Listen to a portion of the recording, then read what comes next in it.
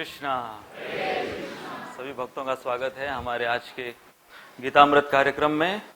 चौथा अध्याय और चौथे अध्याय में ये भगवान बहुत ही महत्वपूर्ण तात्विक मार्मिक गुह्य ज्ञान अर्जुन के द्वारा हम सबको दे रहे हैं, जो कि एक दृष्टिकोण से भगवद गीता जिसके लिए प्रसिद्ध है, कर्म का नियम। और इस श्लोक में भगवान न केवल अनुरोध कर रहे हैं, अनुग्रह कर रहे हैं, बल्कि भगवान आदेश दे रहे हैं। अनुरोध और अनुग्रह के साथ आदेश भी है कि मनुष्य होने के नाते हमारा उत्तरदायित्व, हमारी जिम्मेदारी क्या है। कर्मणो यपि बोद्धव्यम बोद्धव्यम च विकर्मणः अकर्मणश्च बोद्धव्यम गहना कर्मणो गतिः कर्मणो यपि बोद्धव्यम बोद्धव्यम च विकर्मणः अकर्मणश्च बोद्धव्यम गहना कर्मणो गतिः कर्मणो यपि बोद्धव्यम बोद्धव्यम च विकर्मणः अकर्मणश्च बोद्धव्यम गहना कर्मणो गतिः।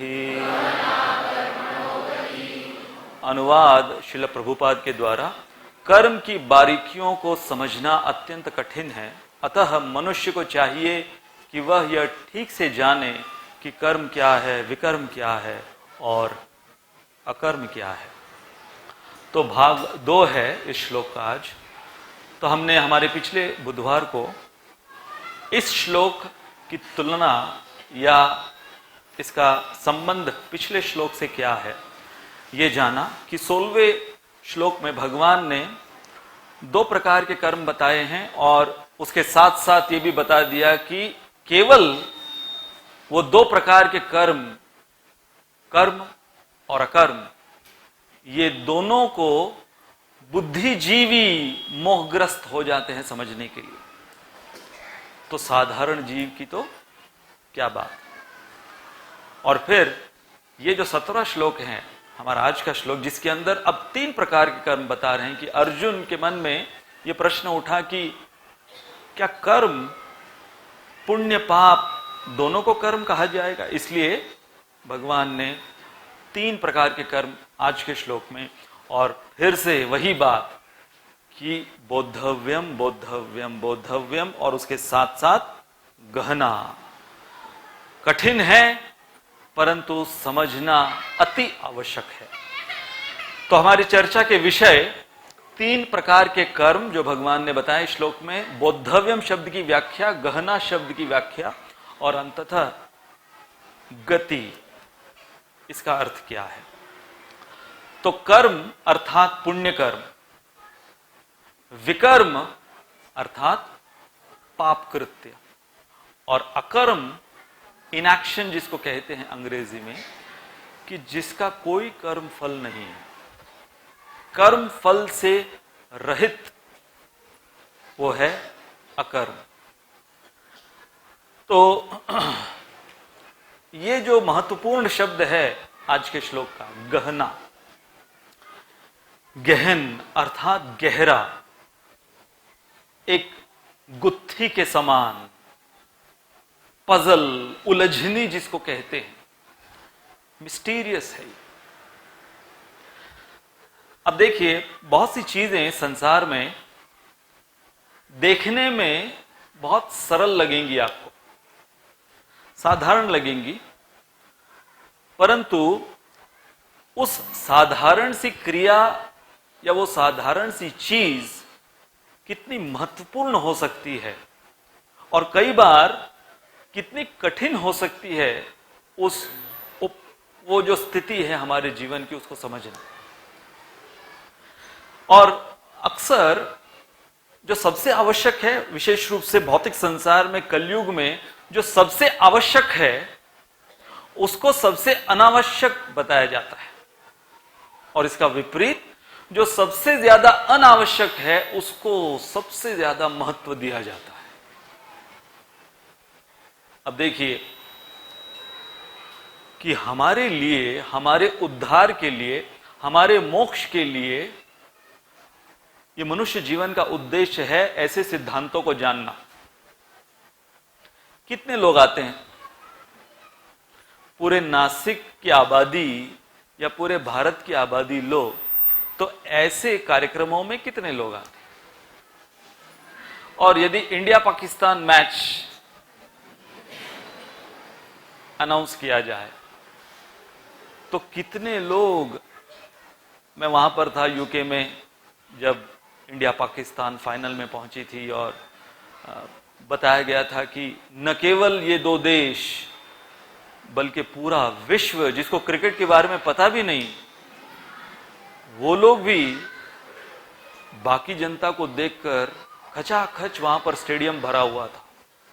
इतना बड़ा वो वहां का लंदन का स्टेडियम पूरा खचाखच भरा हुआ था। तो कोई चीज जो आवश्यक है, आवश्यक चीज को, something which is important, something which is significant is considered to be unimportant and insignificant. That is Kali Yuga. And vice versa. Lal Bahadur Shastri हमारे भूतपूर्व प्रधानमंत्री हुए, तो एक बार वो अपना प्राइम मिनिस्ट्रियल एड्रेस तैयार कर रहे थे। खुद ही वो लिखते थे, खुद ही तैयार करते थे। अब देखो, प्राइम मिनिस्टर का स्पीच पूरा देश सुनता है, तो एक एक शब्द, एक एक वाक्य प्रधानमंत्री को कितना सोच समझ के बोलना पड़ता है। तो वो अपना वो स्पीच तैयार कर रहे थे, और स्पीच तैयार करते समय वो माली से पूछ रहे थे, तुम्हारा क्या सुझाव है, ये लाइन ठीक मैंने लिखी? जो उनके प्राइम मिनिस्टर के बंगले का माली को पूछ रहे थे। माली को पूछा, फिर वहां पर एक जमादार झाड़ू पोछा मारने वाला, उसको पूछा। तो इनके सेक्रेटरी ये अचंबा किए कि आपकी इतनी महत्वपूर्ण स्पीच के विषय में ओपिनियन एक माली से, एक जमादार से ले रहे हो। तो उन्होंने एल्बर्ट आइंस्टाइन की एक कहानी सुनाई। हम लोग सब वाकिफ हैं, एल्बर्ट आइंस्टाइन अब तक के सबसे प्रसिद्ध वैज्ञानिक रहे, साइंटिस्ट। तो एल्बर्ट आइंस्टाइन, जो कि इतनी बुद्धि उनके अंदर, कितने इंटेलिजेंट, क्या आईक्यू उनका है एल्बर्ट आइंस्टाइन का, अभी तक उनका ब्रेन प्रिजर्व करके रखा है। अभी तक वो लोग सब उस पर एक्सपेरिमेंट कर रहे हैं कि कोई इतना बुद्धिजीवी भी पैदा हो सकता है कलयुग के अंदर। परंतु आइंस्टाइन के जीवन की कथा है कि आइंस्टाइन अपने घर में बिल्लियों को रखते थे, उनको बहुत पसंद है बिल्लियां। तो उन्होंने अपने सर्वेंट को कहा, ये जो बिल्ली अब ये बच्चा देने वाली है, तो छोटा इसका पिल्ला होगा, बहुत सारे होंगे।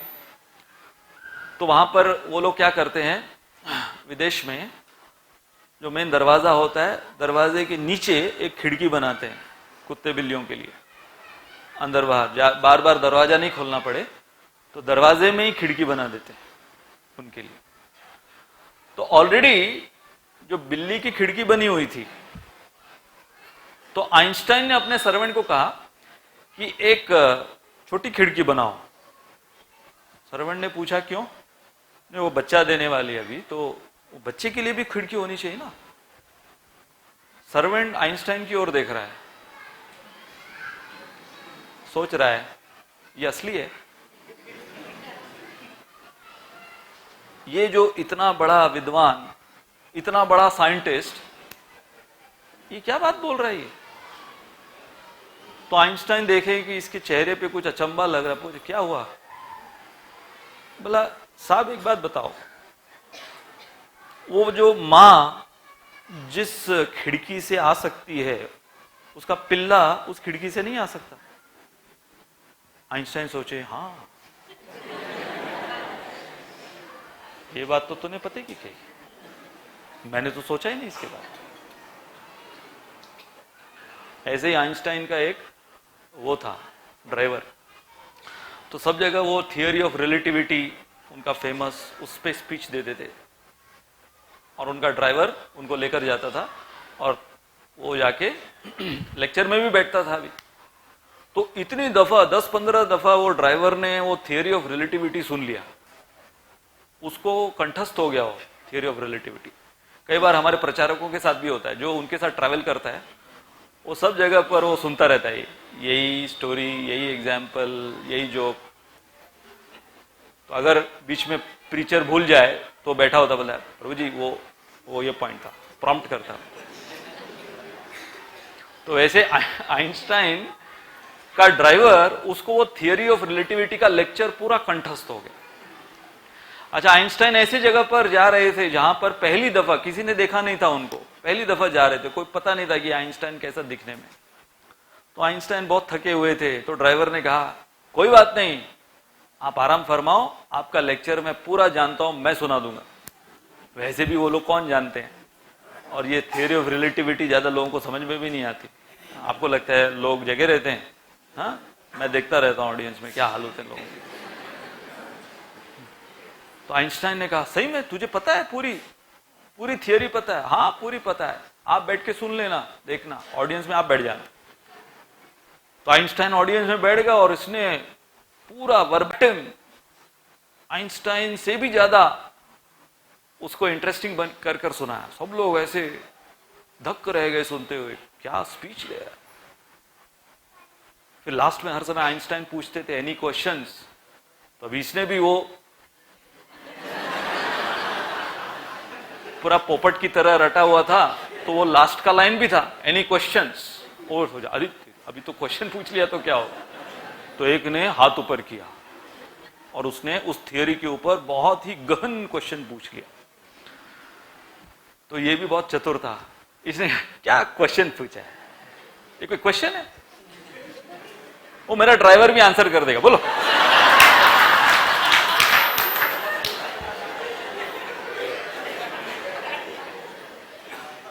तो आइंस्टाइन को ड्राइवर बनाया, बोला ये कर दो आंसर, ये तौहीन है ऐसा क्वेश्चन मेरे को पूछ रहा है। तो आइंस्टाइन ने आंसर कर दिया। ये सोचा बाप रे, ये ड्राइवर इतना बुद्धिजीवी। तो कई बार देखा जाता है, जो शास्त्री जी ने कहा कि कोई बहुत बुद्धिमान होगा, हम देखते हैं कई बार कोई बहुत इंटेलिजेंट होते हैं और उनको सिंपल हमारी फिलोसॉफी की बातें समझ में नहीं आती। उनके पास पीएचडी की डिग्री होगी, सब कुछ होगा। जैसे एक बार एक क्लास में बायोलॉजी टीचर, उसने बच्चे को अलग अलग पंछी के पैर दिखाए। अब पूछा बताओ नाम क्या है, पैर देख के बताओ नाम क्या है। बच्चा बेचारा पैर देखे, नहीं आता है टीचर, नहीं आता। टीचर ने बोला तू फेल होने वाला है, क्या नाम है तेरा? तो बच्चा आगे आता है, पैर आगे करता है, देख लो।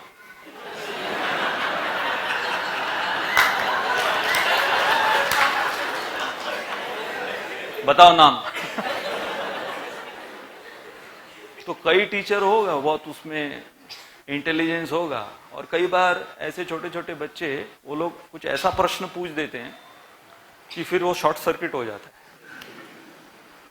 तो यहां पर जब भगवान कह रहे हैं कि ये विषय गहन है, ये विषय मिस्टीरियस है, पजलिंग है, परंतु जब कोई प्रामाणिकता से, सरलता से, बिना किसी कपट के कर्म के नियम को अपने जीवन में अपनाना चाहता है, इसलिए भगवान ने जो बोद्धव्यम इस शब्द की व्याख्या की है, तो ये 4 अर्थ हैं बोद्धव्यम के: सीखना, समझना, सिखाना और फिर अपनाना।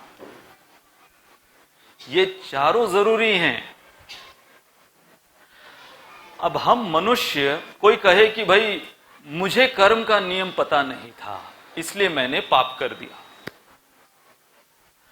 हमें ये जो मनुष्य शरीर, आत्मा तो छोड़ दीजिए, जो मनुष्य शरीर दिया है इसके अंदर बाय डिफॉल्ट एक ऐसी बुद्धि दी है सबके अंदर कि उस बुद्धि का इस्तेमाल हम सबसे गहन प्रश्नों को पूछते हुए करें। अथा तो ब्रह्म जिज्ञासा, ये पहला सूत्र है वेदांत का, पहला सूत्र है ये, अथा तो ब्रह्म जिज्ञासा। अब जो मनुष्य शरीर मिला है, ब्रह्म की जिज्ञासा करो। अब होता क्या है कि हम लोग इस मनुष्य जीवन में हमको लगता है कि बाकी सारी जो इंद्रिय भोग के विषय में बुद्धिमत्ता है वो हमारे मनुष्य जीवन का उद्देश्य है। तो हम उदाहरण देते हैं कि जैसे मान लो ये एप्पल का लैपटॉप है, मतलब एक दृष्टिकोण से देखा जाए तो लैपटॉप की बिरादरी में ये सबसे एडवांस्ड लैपटॉप है, लैपटॉप की नस्ल में सबसे एडवांस नस्ल है। परंतु यदि मैं इसका इस्तेमाल केवल टाइपराइटर के रूप में कर रहा हूं, जैसे इसमें कीबोर्ड है, टाइपराइटर में कीबोर्ड होता है, तो मैं टाइपराइटर के लिए इस्तेमाल कर रहा हूं, तो जिसने वो स्टीव जॉब्स जिसने इसके अंदर इतने सारे इंटेलिजेंट एप्लीकेशंस फिट करके रखे हैं, तौहीन होगी ना उसकी। अभी जैसे हाल ही में एक एप्पल ने एक बहुत इंटरेस्टिंग आईफोन के लिए निकाला है इंस्ट्रूमेंट, वो है एयरपॉड्स, वायरलेस एयरपॉड्स। जैसे वो व्हाइट कलर की डिब्बी है, वो डेंटल फ्लॉस की तरह वो डिब्बी देखने में वो इतना आकर्षक वो लोग बनाते हैं ये लोग प्रोडक्ट्स। तो एक घर में मेरा फोन आया तो मैंने वो एयरपॉड्स निकाले बात करने के लिए, तो वो घर के एक सदस्य उन्होंने देखा और बोले, प्रभु जी ये वो चूने की डिब्बी जैसी लग रही।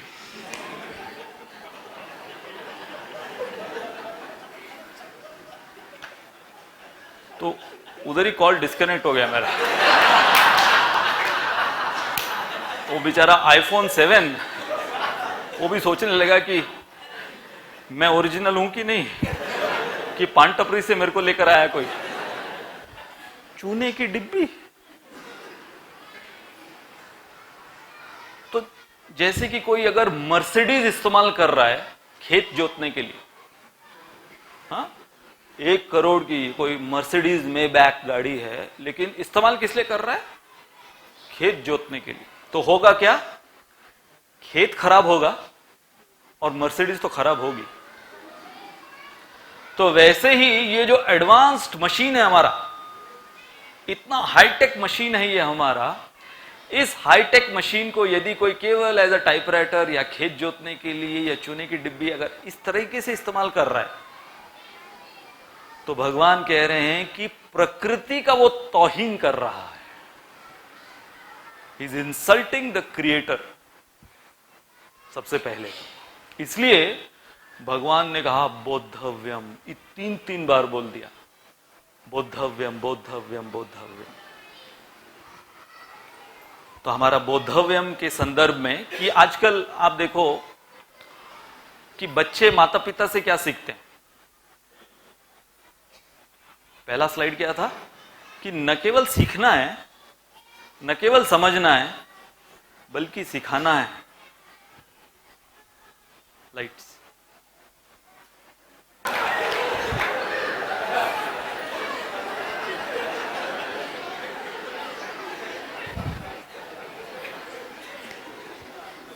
हाल ही में हमको फीडबैक मिला कि हमारे प्रवचन में कई ऐसे चुटकुले होते हैं जो अक्सर माताओं पर केंद्रित होते हैं। तो हमने सोचा कि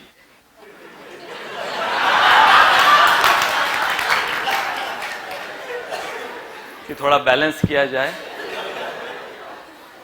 और क्षमा मांगना चाहूँगा यदि हमारे कुछ जाने अनजाने में किसी माताओं के हृदय को ठेस पहुँची हो, परंतु हमारा उद्देश्य वो नहीं था। उद्देश्य ये था कि पुरुष जो हैं वो सहन नहीं कर सकते, सहन शक्ति माताओं में ज़्यादा होती है।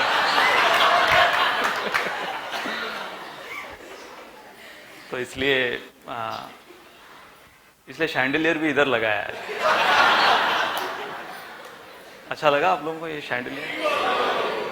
तो हमारा प्रयास है कि जन्माष्टमी से पहले हम आप लोगों की सेवा के लिए, मदन गोपाल जी इनकी सेवा के लिए, और जितने अतिथि आएंगे, इतने वर्षों से हमारी इच्छा थी कि ये झूमर, अभी तो एक ही लगा है, आप लोगों की कृपा होगी तो बाकी 11 बाकी हैं।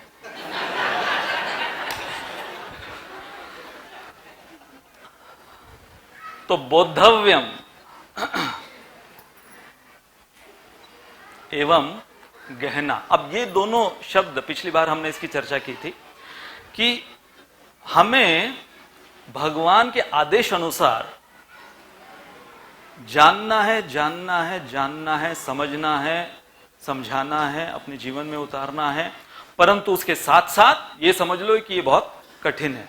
इसलिए हमने पिछली दफा कि जो साधारणतः संशय होते हैं विशेष रूप से कर्म के नियम को लेकर, तो हमने ये सारे उदाहरण लिए थे, examination paper, cricket score board और movie plot, past life memories.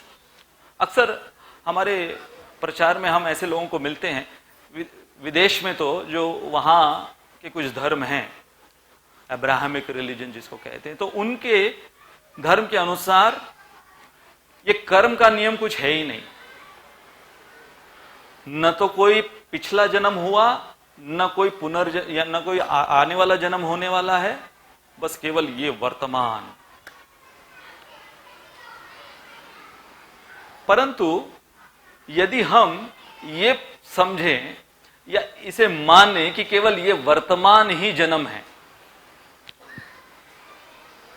तो मैंने ऐसे ही एक शख्स से प्रश्न पूछा कि जैसे उनका मानना था कि जब तक कोई विश्वास नहीं रखता ईसा मसीह पर, तब तक वो नरक की यातना भोगता रहेगा। तो एक बार पहले भी एक ऐसे ही पादरी ने मुझे वार्तालाप में ये बात कही थी, तो मैंने उनको पूछा था, तो जो बच्चे गर्भ में मारे जाते हैं, गर्भ हत्या जिनकी हो जाती है, उनको तो कोई मौका ही नहीं मिला जीसस क्राइस्ट को सरेंडर होने का, तो फिर उनका गंतव्य स्थान क्या होता है? उन्होंने कहा कि वो भगवत धाम जाता है। तो मैंने कहा अगर वो भगवत धाम जाता है तो फिर एबॉर्शन करते रहो, एबॉर्शन करते रहो फिर, क्योंकि सब लोग भगवत धाम जाते रहेंगे ना, क्यों इतना उनको पैदा कर कर फिर बाद में उनको बैप्टाइज करना, प्रीचिंग करना, ये बताना वो बताना, thou shall not do this। अरे सिंपल है, कोई चर्च की जरूरत नहीं, कोई प्रीचिंग की जरूरत नहीं, सीधा भगवत धाम जाएगा वो तो। नहीं नहीं नहीं नहीं, तो क्या कहा गया कि वो कृत्य पाप कृत्य है, परंतु रिजल्ट भगवत धाम जाने। तो फिर मैंने पूछा, which means sending someone back to Godhead is sin? कोई आंसर नहीं था उसका कि उसको पाप बोला जाए, गर्भ हत्या को पाप बोला जाए, क्योंकि अगर उनके सिद्धांत के अनुसार वो मासूम हैं और मासूमियत के वजह से वो भगवत धाम को प्राप्त हो रहा है, परंतु कृत्य पाप बोल रहे हैं, रिजल्ट अकर्म है, परंतु कार्य वो विकर्म है। तो मैंने कहा भाई देखो, मैं साधारण सी बुद्धि वाला हूं, मुझे ये समझ में नहीं आ रहा है, आप मेरे को कंफ्यूज कर रहे हैं, मेरे को बताओ सिन क्या है और डिविनिटी क्या है। जैसे राधानाथ महाराज अमेरिका में विद्यार्थियों को वो प्रीचिंग कर रहे थे, तो ऐसे ही वो व्यक्ति वो चिल्लाने लगा और विद्यार्थियों को बोलने लगा, ये लोग सब शैतान के एजेंट हैं, ये हरे कृष्ण वाले, ये लोग सब शैतान के, सेटन के एजेंट्स हैं, ये लोग सब नर्क जा रहे हैं और तुम लोगों को भी नर्क ले जाएंगे।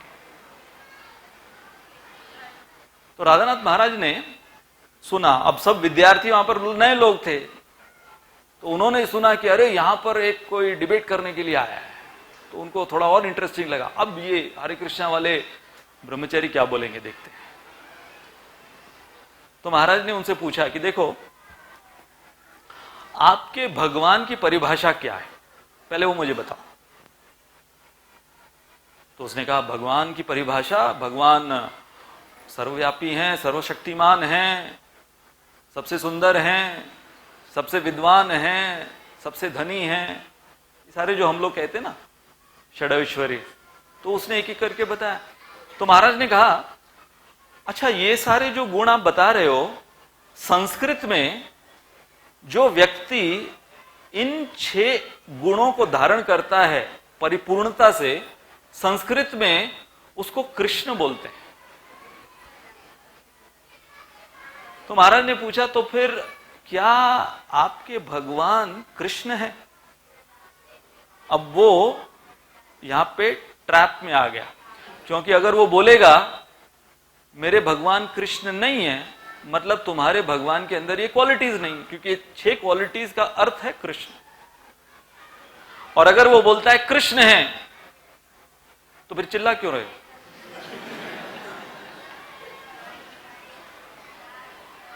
उसने कहा, मैं बिल्कुल नहीं मानूंगा, जो भी लॉजिक तुम यूज करो, मैं जो बोल रहा हूं वही सही है, ये शैतान है, शैतान के एजेंट्स हैं, ये लोग सब नर्क जा रहे हैं। तो महाराज ने फिर फाइनली उसको पूछा, अच्छा आप कहां जा रहे हो? मैं तो जन्नत, मैं जन्नत जा रहा हूं। तो महाराज ने कहा, अगर तुम जैसे जन्नत जा रहे हैं तो मैं नर्क ही सही मेरे लिए। तो देखो, ये कर्म का नियम, ये हर हमारी जो समस्याएं हैं, प्रश्न हैं, एक मनुष्य होने के नाते हमारे जीवन में जो उतार चढ़ाव, सुख दुख आते हैं, उन सब की गुत्थी सुलझाने वाला है ये कर्म का नियम। इसलिए कोई यदि ये प्रश्न पूछे कि क्या कर्म का सिद्धांत भगवत गीता का सिद्धांत है, आप क्या कहोगे? क्या कर्म का सिद्धांत भगवत गीता का सिद्धांत है? यदि मैं इस प्रश्न में एक शब्द ऐड करूं, क्या कर्म का सिद्धांत केवल भगवत गीता का सिद्धांत है? नहीं। जैसे कि क्या हिंदू सूर्य होता है? हिंदू सूर्य, मुसलमान सूर्य, क्रिश्चियन सूर्य, सूर्य सूर्य है। वैसे कर्म का नियम है। प्रभुपाद कहा करते थे, just like you have the law of gravity, गुरुत्वाकर्षण। चाहे भारत में आप किसी वस्तु को नीचे फेंको, वो नीचे गिरेगी, चाहे अमेरिका में फेंको, चाहे वो एंटार्क्टिका में फेंको, वो गुरुत्वाकर्षण सब जगह लागू है, लॉ ऑफ ग्रेविटी सब जगह लागू है। Similarly the laws of nature are applicable universally everywhere, सब जगह पर लागू है।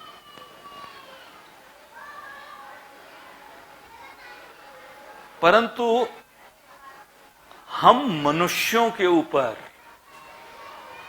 अब ये जो बात है, ये बात कई बार हमको थोड़ी सी दहकाने वाली हो जाती है। मतलब केवल मेरे ऊपर, और बाकी सारी जो योनियां हैं, जो 80 लाख बाकी योनियां हैं, उनके ऊपर कोई कर्म का नियम लागू नहीं। पिछली दफा हमने इसकी चर्चा की थी, नहीं, कोई उनके ऊपर नियम लागू नहीं। क्यों?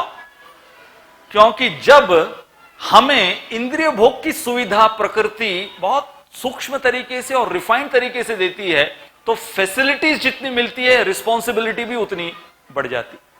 ये एक लॉजिक है ना, more the facilities more the responsibilities. तो प्रकृति ने हमें एक ऐसा शरीर दिया है जिसमें इतनी फैसिलिटीज है सेंस एंजॉयमेंट की हमारे लिए, कि हम कल्पना भी नहीं कर सकते कि हमने ही इसका आविष्कार किया। अब पशु जो हैं, वो लोग जब इंद्रिय भोग करते हैं तो उनका इंद्रिय भोग बहुत लिमिटेड रहता है। जैसे हम अक्सर कहते हैं कि गाय जिंदगी भर घास खाएगी, कभी वो पूछेगी नहीं कि कम से कम इसमें राई जीरा का तड़का लगाओ, थोड़ा नमक तो डालो। वही मनुष्य, वो हर एक चीज को बदल बदल कर उसके अंदर कितनी वैरायटीज ऐड करता रहता। खाने में कितनी वैरायटी है, सोने में कितनी वैरायटी है, कि ऐसे ऐसे आजकल वो बिस्तर बन रहे हैं जिसके बारे में बताया जा रहा है कि ये बिस्तर पे आप सोओगे, उठोगे ही नहीं। पता नहीं उसका क्या मतलब है। ऐसा तकिया, ऐसा बिस्तर, ऐसे खाद्य पदार्थ, ऐसी जगह, क्या क्या हम लोगों ने कितने कितने आविष्कार कर लिए।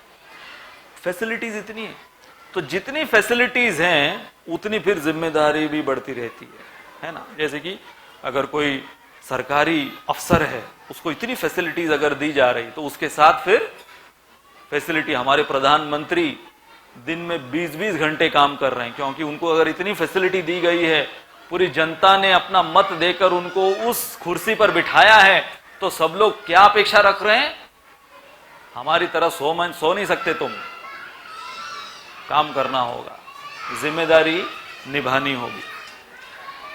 जैसे आप देखो, जब किसी का कोई पालतू कुत्ता होता है, अब वहां विदेश में कुत्ते वो लोग बहुत उसको संभाल के रखते हैं, उसको बहुत उसकी अर्चना वगैरह करते रहते हैं कुत्ते की। लेकिन यदि किसी का कुत्ता बिना समय भौंक रहा है, तो वो लोग उसके अगेंस्ट कंप्लेंट कर कर मालिक को दंड दिलाते है ना। अब पता नहीं भारत में यहां पर कितना ये लागू हो सकता है। जैसे मैंने देखा यहां पर, जब बुधवार के प्रोग्राम के बाद मैं सोने जाता हूं, रात को 11:30 बजे एक कुत्ता भौंकना शुरू कर, पता नहीं अलार्म लगाता है क्या, 11:30 पौने 12 बजे।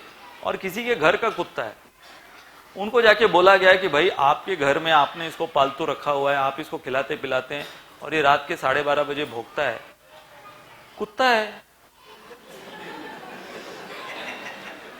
भौंकेगा ही, और क्या करेगा, गाना थोड़ी गाएगा, लोरी थोड़ी सुनाएगा आपको।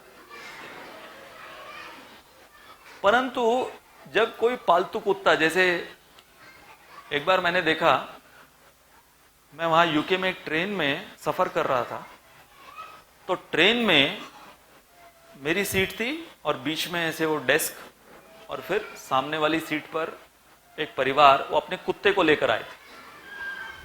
तो माँ बाप, उनका एक बच्चा और कुत्ता भी, बड़ा सारा ऐसा, उसके इतने सारे बाल थे, समझ में ही नहीं आ रहा था कि आगे कहां है पीछे कहां है। तो हो क्या रहा था कि वहां पर वो 4-5 घंटे का सफर था, तो ये कुत्ते के मुंह से लाल गिर रही थी, और वहां पर सब जगह पर वो लोग खाया भी रहे हैं, उसकी लाल भी गिर रही है। तो अब, और उसको चाट भी रहा है, वो मालिक के गाल को चाट भी रहा है, वो नीचे लाल भी गिर रही है। तो वहां पे बाकी पैसेंजर डिस्टर्ब हो गए, उन्होंने जाके कंप्लेंट किया कि ये पता नहीं कैसे नस्ल के कुत्ते को लाया है। तो अब देखो, मैं उसमें ऑब्जर्व कर रहा था कि कुत्ता सब कुछ कर रहा है, कुत्ते के मुंह से वो सब कुछ गिर रहा है, लेकिन किसी ने भी कुत्ते को आके नहीं कहा कि तू चुप कर, तू ये सब क्या कर रहा है। कंप्लेंट किसको किया? मालिक को। मैं वहां पर, एक हमारे गुरु बंधु हैं, उनके घर पर था, तो उनके छत पर मैं, उनके बालकनी ऐसी है ग्राउंड +1, तो वहां पर मैं चैंटिंग कर रहा था, तो बगल पड़ोसी वाला, उनका बंगला, बड़ा आलीशान बंगला, तो वहां पर मेरी नजर पड़ी, और बंगले से लगकर बहुत बड़ा लॉन उनका, एकदम जैसे विंबलडन का सेंटर कोर्ट होता है वैसे लॉन उसको कट किया हुआ है, और ऐसा आलीशान बंगला। परंतु फिर मैं आश्चर्यचकित हो गया, उस लॉन पर गधा घूम रहा है, मतलब प्रॉपर गधा, जैसे हम लोग जानते वैसा हमारा। तो मुझे आश्चर्यचकित हुआ, ऐसा आलीशान बंगला और लॉन में ये गधा क्यों घूम रहा है। तो मैंने प्रभु जी से पूछा, मैंने पूछा कि ये क्या माजरा है। बोला प्रभु जी उन्होंने गधा पाल रखा है, उसका नाम है डिलन द डोंकी, नाम भी दिया है, डोंकी नहीं बुलाने का, वो अपराध है। हाँ, गधे के प्रति अपराध है, डिलन बुलाते हैं उसको, डिलन डिलन ऐसे करके।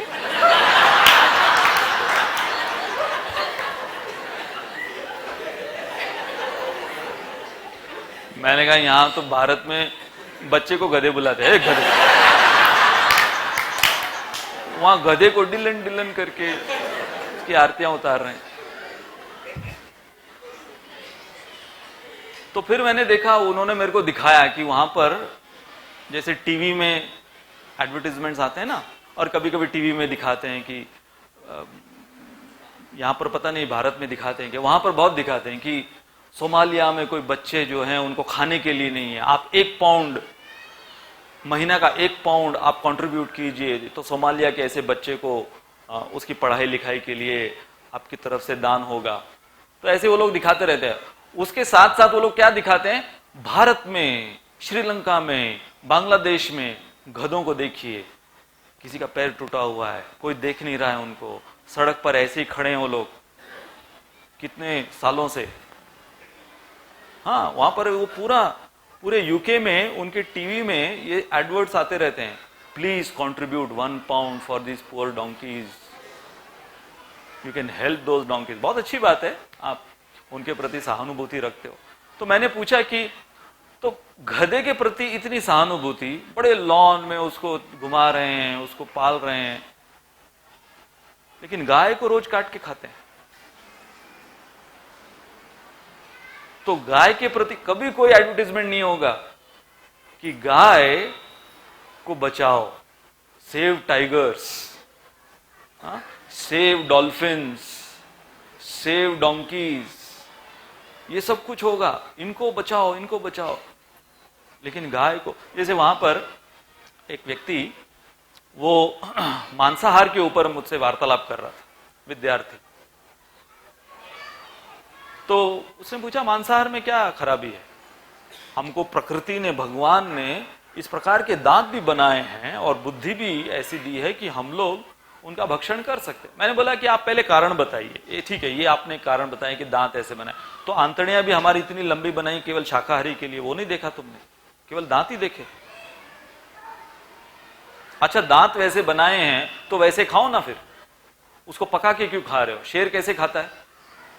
शेर कभी शेरनी को बोलता है चलो इसको थोड़ा तड़का मार के देना आज तर्री के साथ? नहीं, ऐसे ही रॉ। बोला अगर तुमको प्रकृति ने वैसे बनाया जैसे शेर को बनाया है, शेर मांसाहारी है, और वो शेर कभी वो जो मांस भी खाएगा, अगर हिरण का, खरगोश का, किसी का भी मांस खाएगा तो केवल मांस खाएगा, वो चपाती में लगा लगा के नहीं खाएगा, चावल में मिला मिला के नहीं खाएगा। लेकिन मनुष्य जो होता है वो क्या करता है, उसको केवल वो दो, मर जाएगा वो 1 महीने में, केवल वो रॉ मांस खाने के लिए अगर उसको दो, नहीं उसको पका के, उसको फिर ना चावल के साथ और इसके साथ, फिर उसके साथ वो लोग खाना। तो मैंने कहा कि तुम फिर पूरा क्यों नहीं पालन करते? तो उसके पास उसके कोई आंसर नहीं था। मैंने बोला ठीक है, अच्छा ये बताओ कि उसमें तुम सिलेक्ट क्यों करते हो, कुत्ते का मांस क्यों नहीं खाते? कुत्ते का मांस?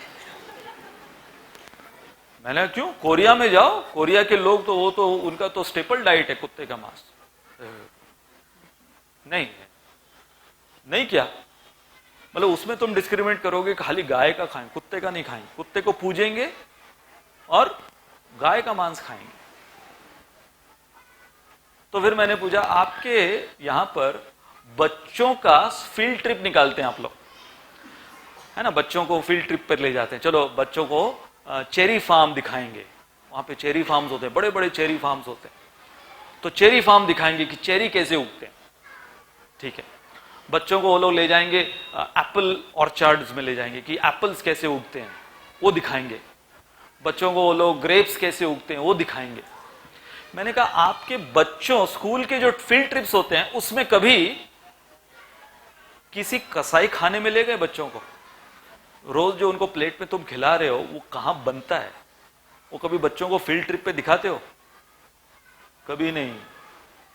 क्योंकि अगर किसी बच्चे ने वो देख लिया तो फिर से कभी वो खाएगा नहीं, क्योंकि उसको बचपन से बताया नहीं जाता है कि तेरे प्लेट में जो हम तेरे को गाय का मांस खिला रहे हैं ये किसका मांस है, ये क्या है। इसलिए ये जो कर्म का नियम है, बोद्धव्यम जो भगवान बता रहे हैं, सीखो और सिखाओ, ये दोनों जिम्मेदारी हैं हम मनुष्यों की। केवल यही जिम्मेदारी नहीं कि सीख के बस चुप रह जाओ, हमको कर्म का नियम सिखाना भी है। इसलिए ये सारे जो प्रश्न हैं, मैं कौन हूं, हु एम आई, सबसे पहला प्रश्न कि मैं कौन हूं। जयपताक महाराज वो एक बार बता रहे थे कि वो एक बार कुछ मायापुर मंदिर के कुछ पब्लिकेशन के लिए वो कलकत्ता गए। तो जहां पर वो प्रिंटिंग प्रेस था, तो वहां पर मायापुर जर्नल प्रिंट हो रहा था, जो उनका मंथली मैगजीन।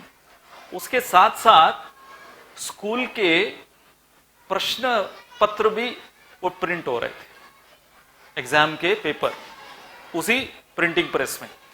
तो जयपताक महाराज ने वो क्वेश्चन पेपर देखा और उस क्वेश्चन पेपर में क्वेश्चन था, व्हाट इज योर आइडेंटिटी। तो जो वहां पर वो हेडमास्टर आए थे क्वेश्चन पेपर प्रिंट करा कर ले जाने के लिए, तो जयपताक महाराज ने उनको पूछा कि ये जो क्वेश्चन आपने विद्यार्थियों को पूछा है, व्हाट इज योर आइडेंटिटी, आप इसका क्या एक्सपेक्ट करते हो आंसर। तो उन्होंने कहा आंसर बंगाली हैं, भारतीय हैं, कोई बोलेगा मेल एंड फीमेल, ये सब। तो उन्होंने पूछा कि अगर कोई विद्यार्थी ये आंसर लिखे, मैं आत्मा हूं, तो उसको कितने मार्क्स मिलेंगे। 0। देखो, मैं आत्मा हूं, ये जो हमारी सही पहचान है, इसके लिए 0, और जो बाकी के भौतिक हमारी पहचान है, वो सारी पहचान, उसके लिए हमको फुल मार्क्स मिलते रहते हैं, फुल मार्क्स। ये तो आजकल की शिक्षा है। तो सबसे पहला प्रश्न, who am I, where are we, कहां पर हैं हम, इस भौतिक संसार में हैं, जहां से हमें बाहर निकलना है। दुर्ग एक कारागृह के समान है। व्हाट इज द सिचुएशन, ये भौतिक शरीर के अंदर आत्मा बद्ध है, न केवल भौतिक संसार में, भौतिक संसार के अंदर एक और बंधन, इस स्थूल शरीर का, उसके अंदर सूक्ष्म शरीर, और ये 3 गुण। देखो कितना इलैबोरेटली भगवत गीता में भगवान एकदम डिटेल बता रहे हैं कि क्या स्थिति है उस जीव की जो कर्म के नियम में बंधा हुआ है, और समय, और फाइनली परमात्मा जो हर जीव के साथ, हर योनि में परमात्मा, चाहे वो सूअर की योनि में, छिपकली की योनि में, कोई मगरमच्छ की योनि में, पंछी, जानवर, मनुष्य, हर एक योनि में परमात्मा उस जीव के साथ, उसके भौतिक इच्छाओं के साथ बगल में इंतजार किए हुए। तो ये सब जब हम ये सारे प्रश्न जब पूछते हैं, तब जाकर हम मनुष्य कहलाते हैं। नहीं तो ये जो प्रश्न है, जैसे कि हमारे शास्त्रों में बताया गया है कि कहां खाना मिलेगा, कहां सोना मिलेगा, हा? ये सारे प्रश्न तो जानवर उठते ही पूछते हैं। ये जो चिड़िया चहकने लगती है, सुनने में बहुत अच्छी लगती है, परंतु प्रभुपाद के अनुसार उठते ही वो क्या चहक रही है, क्या पूछ रही हो, कहाँ है दाना, कहाँ है दाना, कहाँ है दाना, कहाँ है दाना, कीड़ा कहाँ है, कीड़ा कहाँ है, दाना कहाँ है, कीड़ा कहाँ है। तो अगर उसका ट्रांसलेशन हम सुने, अच्छा चिड़िया ये बोलती रहती है, और चिड़िया अगर हमारा ट्रांसलेशन समझ ले, हम लोग उठते, व्हाट्सएप कहाँ है, व्हाट्सएप कहाँ है, व्हाट्सएप, नाश्ता क्या है, नाश्ता क्या है, नाश्ता क्या है। तो चिड़िया का दाना कीड़ा मांगना हमारा एक ही है। प्रभुपाद ने कहा एक ही। क्या प्रश्न पूछ रहे हैं, मनुष्य जीवन मिला है, प्रश्न क्या पूछ रहे हैं, why this Cola very D, why this Cola very D. किसी को पता नहीं है क्या क्वेश्चन है, गाए जाते हैं, गाए जाते हैं, गाए जाते हैं। सिकंदर जब भारत में आया तो एक तपस्वी से मिलना था उनको, तो कुटिया में गया देखने के लिए तपस्वी को। तो छोटी सी उनकी कुटिया, तपस्वी अकेले जमीन पर फर्श पर बैठे हुए अपनी योग साधना में। तो सिकंदर ने पूछा, ये आपका निवास स्थान है? तो तपस्वी ने पूछा, क्यों? यहां पर तो कोई फर्नीचर नहीं दिखता है, कोई सामान नहीं है। तो तपस्वी ने सिकंदर से पूछा, आपके साथ फर्नीचर क्यों नहीं लेकर आया? आपका फर्नीचर कहां है? तो इसने कहा, भाई मैं तो मुसाफिर हूं, तो फर्नीचर थोड़ी साथ में लेके चलूंगा। तपस्वी ने कहा, मैं भी मुसाफिर हूं। अब ये बात बहुत गहरी थी, समझ में आया? गहना कि हम सब मुसाफिर हैं। आपने कभी देखा है कि ट्रेन में as a Musafir, as a traveller passenger, आप डाइनिंग टेबल लेके जा रहे हो, कुर्सी लेके जा रहे हो, आपका डबल बेड लेके जा रहे हो?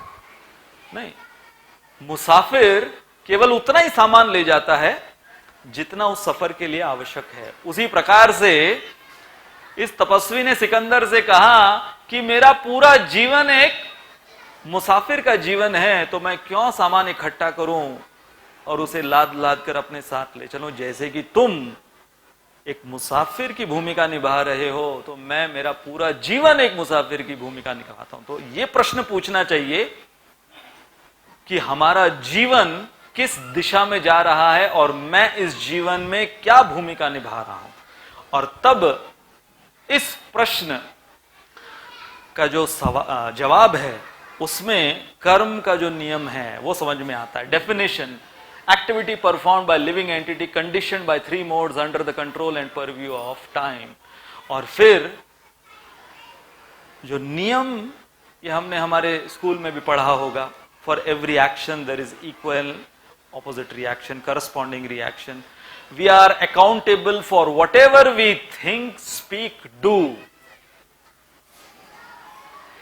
Check your thoughts, soon your thoughts will turn into words। Check your words will turn into actions। Check your actions, because that will make your destiny। तो प्रश्न ये उठता है हर समय कि ठीक है, यदि मैं कोई कर्म करता हूं तो उसका रिएक्शन मुझे मिलता है। तो सबसे इंपॉर्टेंट प्रश्न लोग, या कॉमन प्रश्न लोग क्या पूछते हैं कि मुझे तुरंत उसका रिएक्शन क्यों नहीं मिलता, कि मुझे समझ में आ जाए कि मैंने क्या गलती करी है। तो देखिए, इसमें आता है, एक है इंस्टेंट कर्मिक रिएक्शन। हां, मिलता है ना। कौन कहता है कि कर्म के नियम के अनुसार इंस्टेंट रिएक्शन नहीं मिलता है, कि हर समय आपको अगले ईयर में ही परीक्षा देनी है? इंस्टेंट रिएक्शन मिलता है। सड़क पे जाओ, रास्ते चलते किसी को तमाचा मारो, इंस्टेंट रिएक्शन मिलेगा। तो इंस्टेंट कर्मा, लाइट्स ऑफ कर। तो इंस्टेंट कर्मा किस प्रकार का है, कई बार अलग अलग वीडियो से लोग बताते हैं। इसमें भी आपको समझ में आएगा कि एक सिद्धांत समझना है हमको कि एक एक्शन वो कहां से घूम फिर कर, जैसे कि यहां पर जो हमने कैप्शन रखा है, it all comes back to you. इसको कहते हैं विलंबित कर्मा, डिलेड कार्मिक रिएक्शन।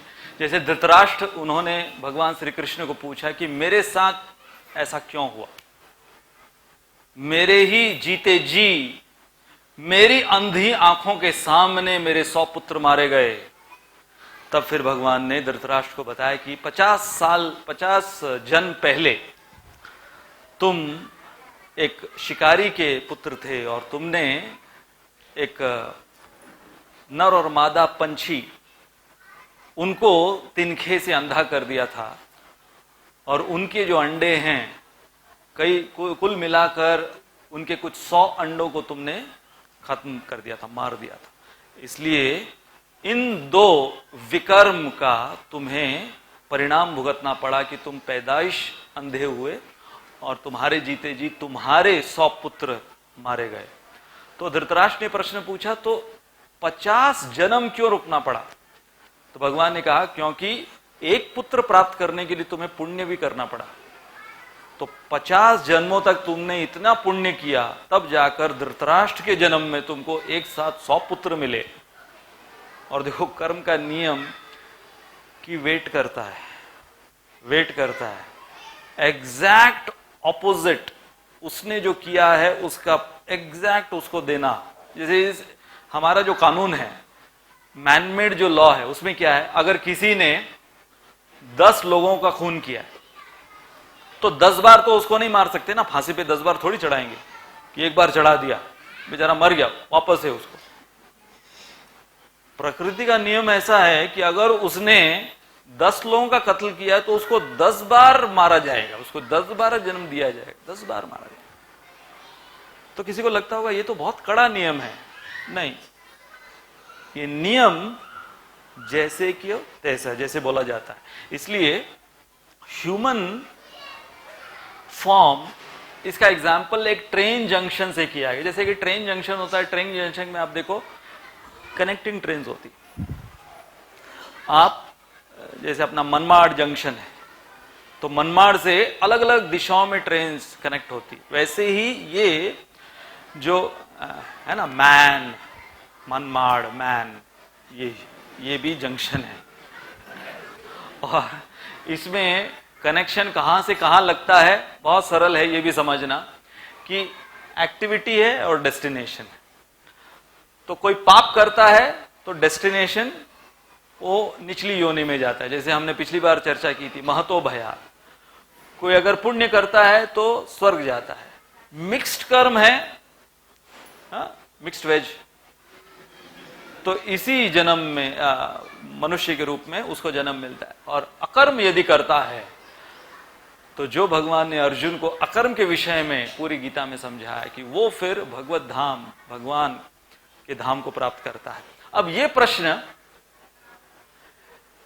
ये बहुत ही कॉमन क्वेश्चन लोग पूछते हैं, अच्छा तो ठीक है, यदि मैंने मेरे पिछले जन्म में कुछ बुरा किया होगा तो चलो मैं अब इस जन्म में सब पुण्य करता रहूंगा, हाँ तो उसका फल आपको आगे मिलेगा, लेकिन जो पिछला आपने किया है वो बकाया तो भरना पड़ेगा। तो लोगों के मन में प्रश्न, एक बार मेरे को गीता कोर्स में बॉम्बे में एक क्वेश्चन पूछा, उसको समझ में नहीं आ रही थी बात, ऐसे कैसे हो सकता है, अरे अभी तो मैं अच्छा हूं ना, अभी तो मैं पुण्य कर रहा हूं ना, तो कैंसिल करना चाहिए ना।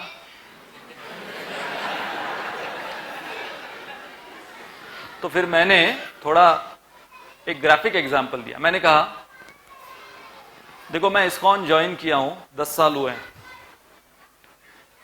10 साल पहले मैंने किसी का कत्ल किया था। अच्छा एग्जाम्पल है बाय द वे, तो कोई फोन कर रहे पुलिस आ जाएगी। तो 10 साल पहले मैंने किसी का कत्ल किया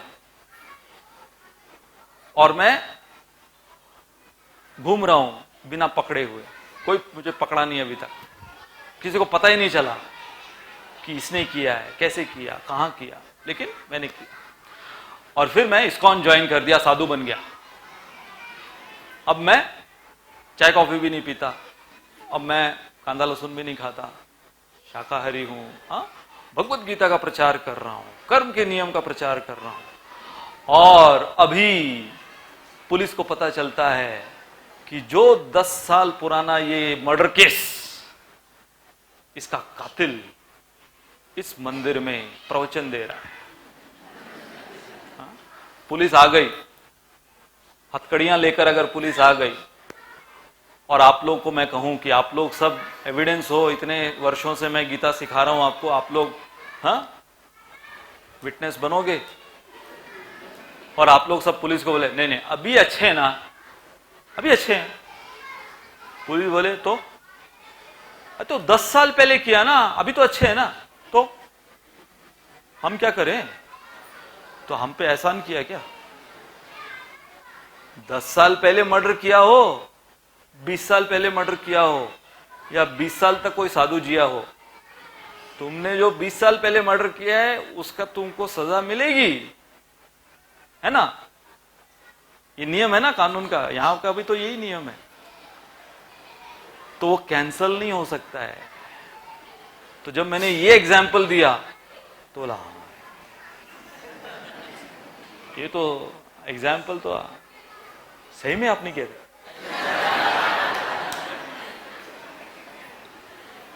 अच्छा, वो सही नहीं है बाय द वे।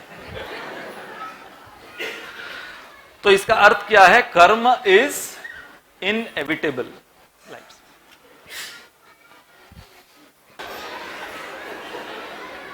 आज थोड़ा हम कॉम्पनसेट कर रहे हैं, सारे अटैक्स इधर हैं आज के।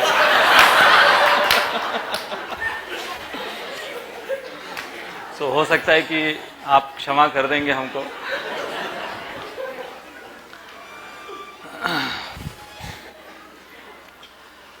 तो देखिए, चाहे कोई कितना भी भागने की कोशिश करे, ऐसे एक बंदे ने वोडाफोन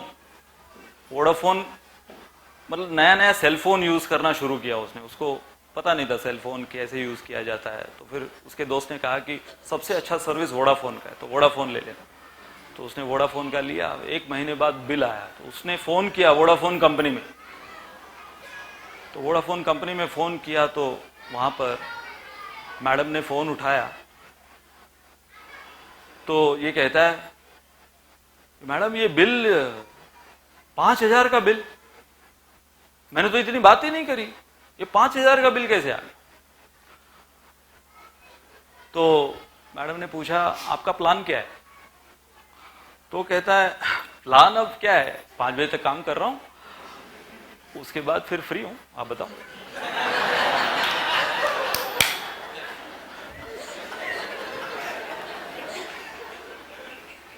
तो चाहे कोई, ये ठीक था ना?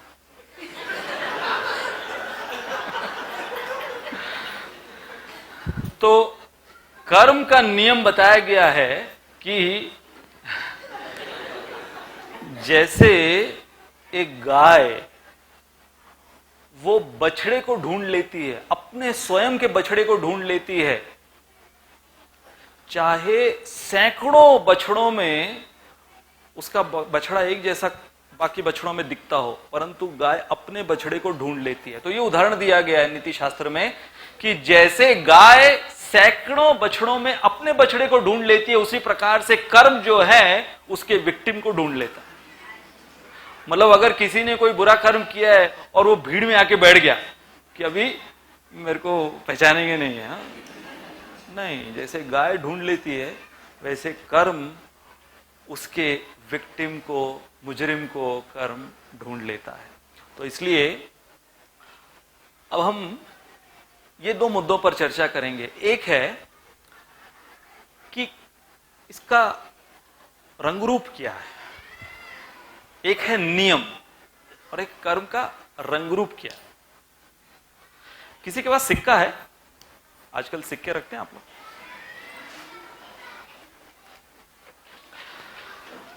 अच्छा, ये कौन सा पहले बताइए, डिनोमिनेशन क्या?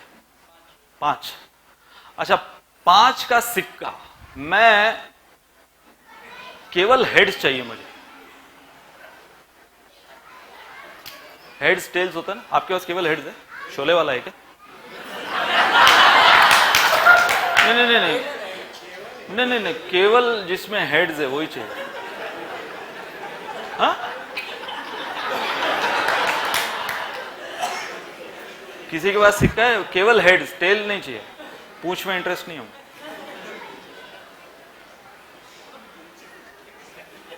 क्या समझ में आ रहा है आपको? कि जैसे यदि आप मुझे एक सिक्का दोगे, हेड्स के साथ टेल भी आएगा, और किसी ने कहा मुझे टेल पसंद नहीं तो मिटा दो, वो वैलिड नहीं है फिर सिक्का।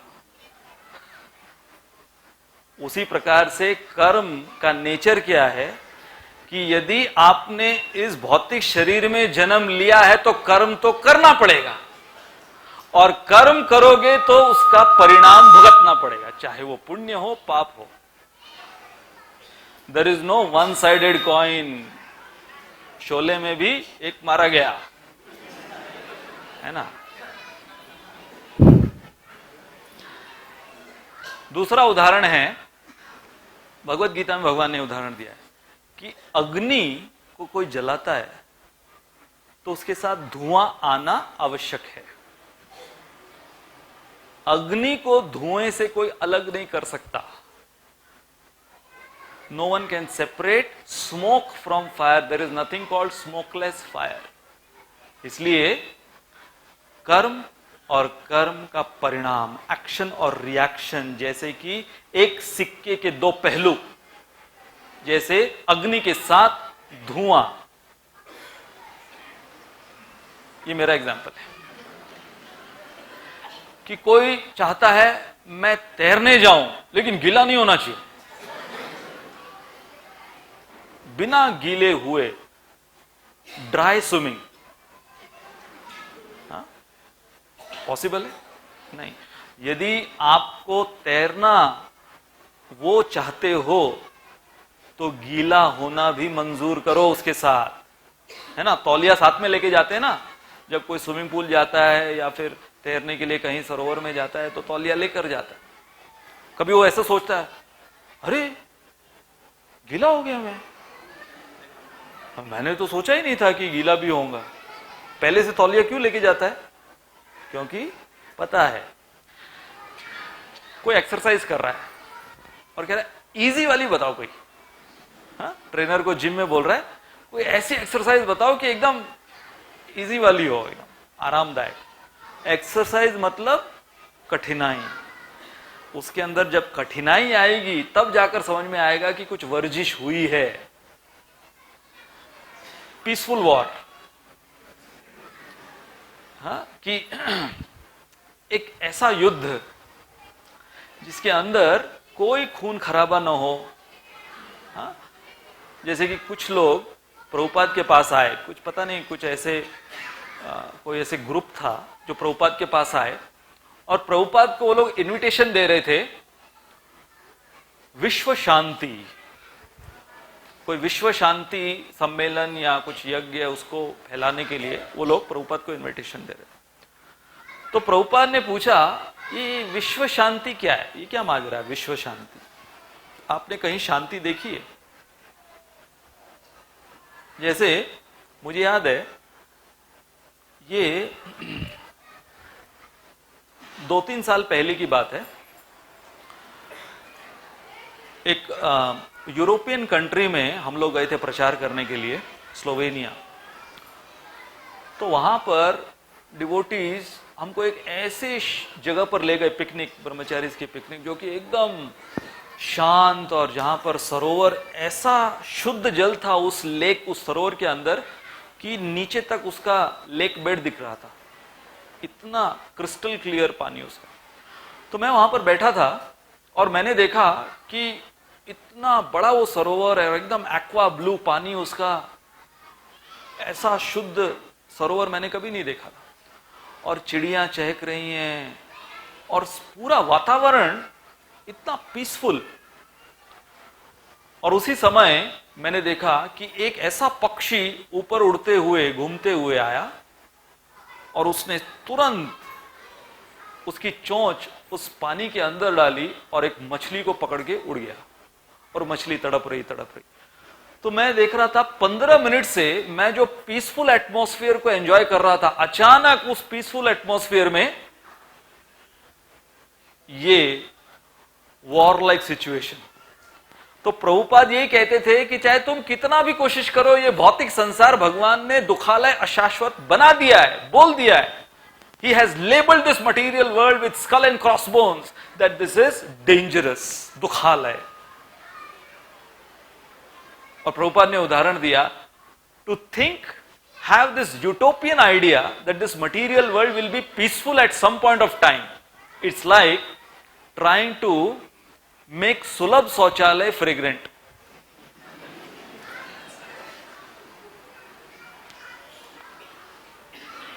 मतलब अगर पब्लिक टॉयलेट यूज, सुलभ शौचालय फिर भी कोई साफ रखता है आजकल, पब्लिक टॉयलेट जिसको मतलब वो गवर्नमेंट ने बना दिया, कोई बैठा नहीं वहां पे, उसको पब्लिक यूज कर रहा है सालों साल, कोई साफ नहीं करता है, उसमें जाकर कोई कहे कि मैं इसको साइकिल ब्रांड अगरबत्ती लगाकर, बैंगलोर की अलग अलग अगरबत्ती लगाकर इसको फ्रेग्रेंट बनाऊंगा, चाहे कितनी भी अगरबत्ती लगा दो।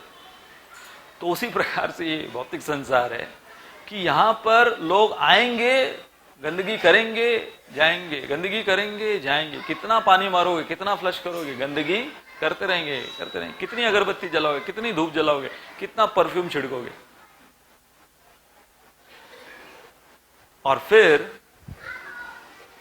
लास्ट उदाहरण है पेनलेस चाइल्ड बर्थ, कि कोई अगर ये कहे कि जन्म हमारा ऐसा होना चाहिए कि जिसके अंदर कोई तकलीफ नहीं हो, ना तो मां को कोई तकलीफ हो, ना बच्चे को कोई तकलीफ हो, ये असंभव है।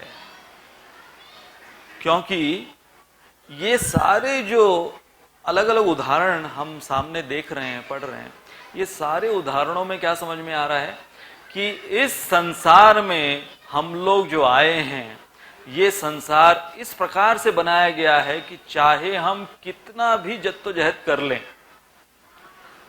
इसलिए प्रभुपाद उदाहरण दिया करते थे कि जब तक हमें कोई उठा नहीं लेता, ऊपर से हमें कोई उठा नहीं लेता, एयरलिफ्ट, तब तक ये भौतिक संसार, ये भवसागर के जो लहरें हैं, ये जो त्रिताप हैं और जन्म मृत्यु जरा व्याधि हैं, इससे कोई मुक्त नहीं हो सकता। तो हालांकि हमारे पास और भी बहुत से इसके संदर्भ में स्लाइड्स पार्ट 3 में हम लेंगे, क्योंकि भगवान ने क्या कह दिया है कि ये मुद्दा बहुत ही गहन है। हालांकि ये मुद्दा बहुत ही गहन है, परंतु अति आवश्यक है। और कई बार हमको कोई क्लिष्ट बुद्धि नहीं लगानी इसको समझने के लिए या इसको अपने जीवन में अपनाने के लिए। भगवान ने हालांकि इसको बहुत गहन बताया है और ये कहा है कि अति आवश्यक है, परंतु जैसे कि हमने शुरुआत में कहा कि जितना हम हमारे जीवन में निष्कपट भाव से भगवान के आदेशों का पालन करेंगे, उतना हम कर्म के बंधन को तोड़ते जाएंगे, तोड़ते जाएंगे, तोड़ते जाएंगे। और जितना हम कपट भाव से अवॉइड करने की कोशिश करेंगे, ये जिसको कहते हैं कि ignorance is no excuse to the laws of nature। और हाल ही में हमारे नासिक कांग्रीगेशन में ये एक ज्वलंत उदाहरण हुआ। हाल ही में हमारे जयप्रकाश नायर प्रभु, उनकी धर्मपत्नी, उनका निधन हुआ, कैंसर उनको हुआ था। मैं नहीं था यहाँ पर, आप लोगों ने भाग लिया होगा उनके अंत्येष्टि संस्कार में। तो जयप्रकाश नायर प्रभु हमारे रेगुलर अभी मंदिर में कांग्रीगेशन डिवोटी हैं, वो आए मेरे से मिलने के लिए और वो बता रहे थे कि जो उनकी जीवन यात्रा उनकी धर्मपत्नी के साथ और क्या क्या उनके जीवन में उनकी धर्मपत्नी के संदर्भ में हुआ, मेरे रोंगटे खड़े हो गए। मैंने कभी ये सब सुना भी नहीं था और आप में से बहुत से वो जानते भी नहीं होंगे कि ये कौन माता जी थी। इनका नाम तुलसी माता जी। ज्यादा वो आगे आगे आकर ये नहीं दिखाती थी कि मैं भी एक भक्त हूं, पीछे बैकग्राउंड में रहती हुई। तो जयप्रकाश नायर हमारे यहां बैठे हुए हैं, 2 मिनट के लिए आप खड़े हो। अब ये हमारे एक्स आर्मी हैं और इन्होंने, मैंने इनसे परमिशन लिया कि मैं आप बता दूं आपके बारे में, तो इन्होंने परमिशन दिया है। ये इस्कॉन में आने से पहले नास्तिक थे। Thank you. ये नास्तिक थे और ये बताते थे कि इनकी पत्नी जो गुजर गई हैं, तुलसी माता जी, वो हर एकादशी करती थी, पहले से फॉलो करती थी। और ये क्योंकि नास्तिक थे तो अपनी पत्नी को चिढ़ाने के लिए कि क्या तुम व्रत वगैरह रखती हो, ये एकादशी के दिन शराब और मांस लेकर आते थे।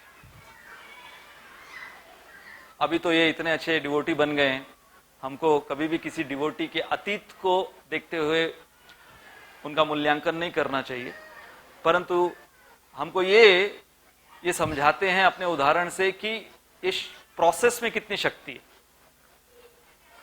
और ये इनकी वाइफ, ये कई बार इनको डेफिनेटली इतना बुरा लगता था कि मेरे पति ये क्या कर रहे हैं, लेकिन कई बार खुद अपने पति की सेवा करते हुए उनको सर्व भी करते थे वो।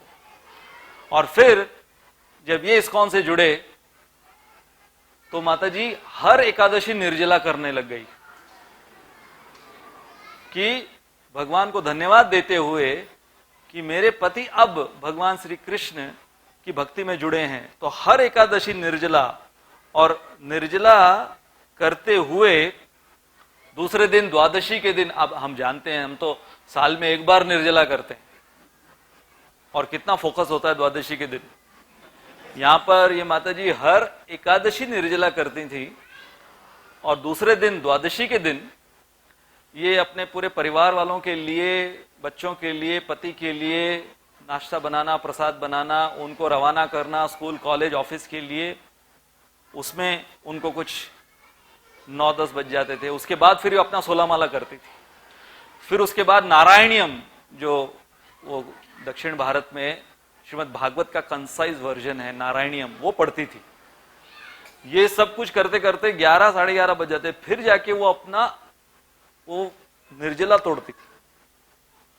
और ऐसे वो हर एकादशी, महीने, साल करते हुए जब उनको ये डिजीज हो गया कैंसर का, तो उनके गुजरने के कुछ एक हफ्ते पहले उन्होंने इनको कहा था कि भगवान उनके विजन में आए, उनके सपने में आए और उनको पूछ रहे थे कि तुम तैयार हो, मैं आ रहा हूं लेने के लिए। नरसिंह भगवान का दर्शन हुआ। तो मैं ये कह रहा हूं कि हम लोग जो विषय की चर्चा कर रहे हैं कि ये गहन कर्म का नियम जो इतना गहन है, परंतु एक ऐसी माता जी जो इतने सरल स्वभाव की, निष्कपट भाव से, जो अपने कर्तव्य को, अपने स्त्री धर्म को, अपने पत्नी धर्म को निभा रही हैं, तो भगवान ने जो बोल दिया कि बोद्धव्यम, जिसने इसको समझ लिया है वो अकर्म करना प्रारंभ कर देता है, और जो अकर्म करता है और भगवान के शरणागत होता है, गति शब्द इस्तेमाल किया भगवान ने, अर्थात शरणागति। तो जो शरणागति भगवान की इस प्रकार से सरल भाव से स्वीकार कर लेता है, भगवान ने क्या कह दिया, अहम त्वाम सर्व पापेभ्यो मोक्षयिष्यामि मा शुचः। तो ये मैं क्यों ये उदाहरण आप लोगों को सुनाना चाह रहा था, क्योंकि ये वर्तमान में एक ऐसा उदाहरण है। कई बार हमको पौराणिक उदाहरण जब हम सुनते हैं तो हमको लगता है कि वो हमारे लिए प्रैक्टिकल नहीं होगा, परंतु जब ऐसे वर्तमान उदाहरण यहां पर 2017 में हमारे नासिक कांग्रीगेशन में कोई ऐसे भक्त बने कि जो कुछ सालों की उनकी भक्ति से उन्होंने दिखा दिया कि कैसे कोई कर्म के नियम को तोड़कर इसी जन्म में, केवल इसी जन्म में नहीं, केवल कुछ सालों में वो प्रामाणिक भक्ति करते हुए भगवत धाम को प्राप्त हो सकता है। बहुत बहुत धन्यवाद। हरे कृष्ण।